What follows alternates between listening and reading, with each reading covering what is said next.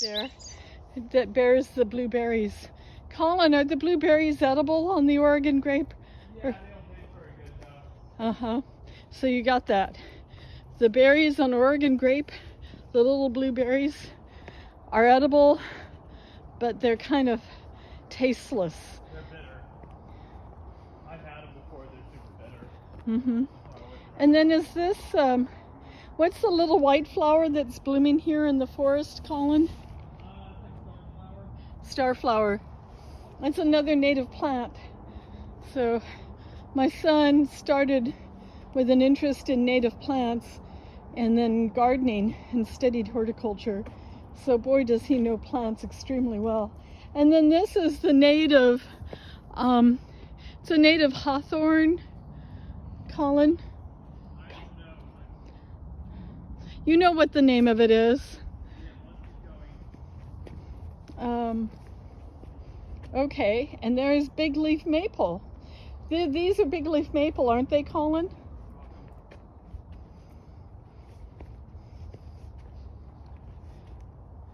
And then this maple over here is, what's the smaller maple? Vine maple. And then the really, really big leaves over here is big leaf maple. They get really big trees. Vine maple is just more like a small tree or big shrub. There's a good picture of a view of a vine maple right there. See this? Global warming is real. The little place where there should be a trickle of water, no water. And it's the first week in May. So its sun is getting lower in the day. The light from the sun coming through the trees is so pretty. The beauty of nature has been my source of healing for a long, long time. I started walking in the woods when I lived with my uncle and aunt in Connecticut in 1972. The trauma in my family had gotten so bad, the trauma in school had gotten so bad that I had to leave my home for a year. My aunt and uncle were conventional, but mentally healthy. My own parents were not so mentally healthy, but they weren't conventional. So after a year, I went back because I'd been with my parents long enough not to be conventional either. I can hear a squirrel climbing up a tree behind me. It's fun to both sit and observe nature, but also to walk through nature and see the beauty. So this is a tree. Is this like maybe 150 or 200 years old? I don't know, but it's a big oak. It's a big oak. And it has poison oak on it? So you got to be careful. Even in nature, there's things to be aware of. And then you can see the ferns that are all dried out. Those are licorice ferns. Yeah. Global warming is real. This is the first week in May. They should be moist. The moss should be moist. It should all be thriving.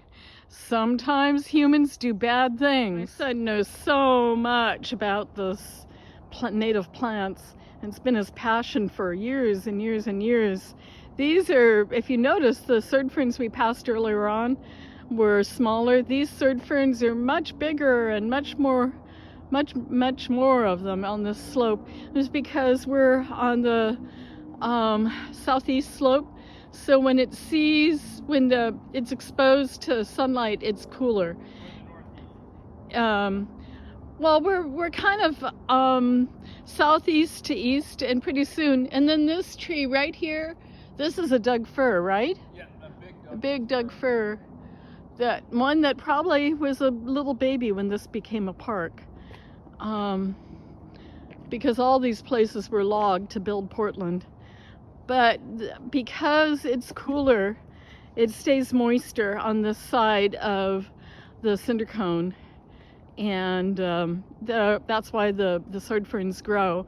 So when we get tender care, we grow better. This is a cedar tree. We're on the east side of Mount Talbot, heading towards the side, and you can see cedars like it a bit moister, and so the cedar's growing here, whereas we were getting the just the Doug firs and the big leaf maples when it was more southerly. This is licorice fern growing out of the tree, old and gnarled, had some damage done to it, but it still grows life.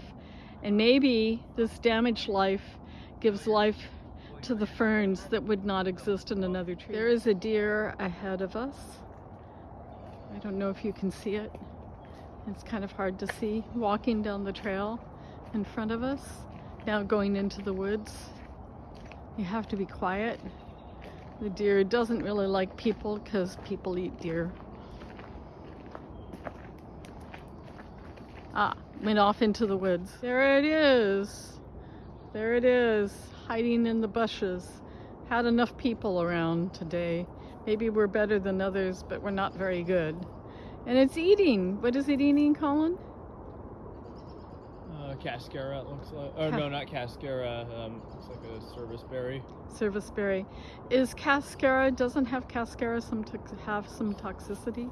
I don't remember. You don't know? I know it's Then related to coffee berry, which is. And the cottonwood is blowing. You might be able to see the cottonwood fluff blowing. And then isn't this a hemlock over here? Yeah, western hemlock. Western hemlock. Western and not mountain hemlock? Yep, western, not. Get down here. Yeah. Okay.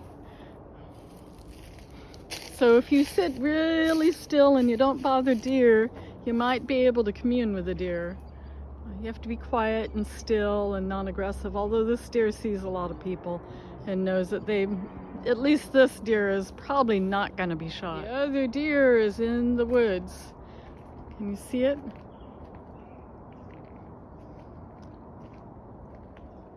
It's grooming itself. It probably has a bunch of parasites.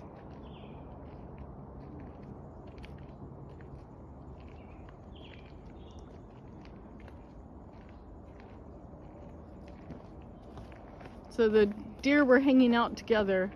So you see the rear end of the deer. And here's a stream. See the water flowing through the rocks down there? The sound of water is very calming. And Colin, what's this? I know this. What's this plant over here with the pretty white flowers? Red dogwood. Red dogwood? Yeah. This one right there. And then over here, more water with the silhouettes of the trees reflecting in the water. So here's, what kind of tree is this, Colin? That's a dead cottonwood. A dead cottonwood. So even after death and devastation, look at how beautiful it is in the sunlight and the blue sky behind. This is an Anderson sword fern, which is hybridized with another kind of fern, and you can see how large the leaves and how finely divided they are.